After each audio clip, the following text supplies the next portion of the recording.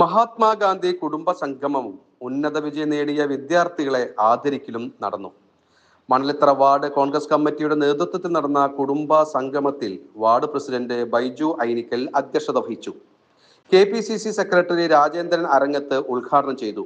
ജനാധിപത്യവാദികൾ ഇത്തരത്തിലുള്ള സംഗമം അതിലിവിടെ കഴിഞ്ഞ മെയ് മാസത്തിൽ പ്രഖ്യാപിച്ച SSLCയുടെയും +2വിന്റെയും റാങ്ക് ജേതാക്കളെ, കൂടുതൽ മാർക്ക് കിട്ടിയവരെ, വിജയികളെ ഇവിടെ മാതൃകാപരമായി ആദരിക്കുന്നു.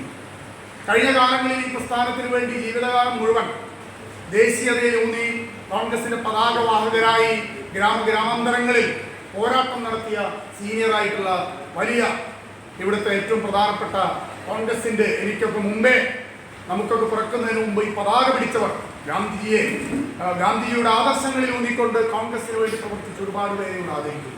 ബ്ലോക്ക് പ്രസിഡന്റ് PG ജയദീപ്, മണ്ഡലം പ്രസിഡന്റ് ജയ്സൺ മാത്യു, നേതാക്കളായ VG Suresh Kumar, PV Vinayan, O Sreekrishnan, Johny Chittilappally, Sunny Mariyil, TA Sankaran, Joshy Kalliyil, PK Anilkumar, AA Hamza, John Ulahannan, Manoj Kokkoori തുടങ്ങിയവർ പ്രസംഗിച്ചു.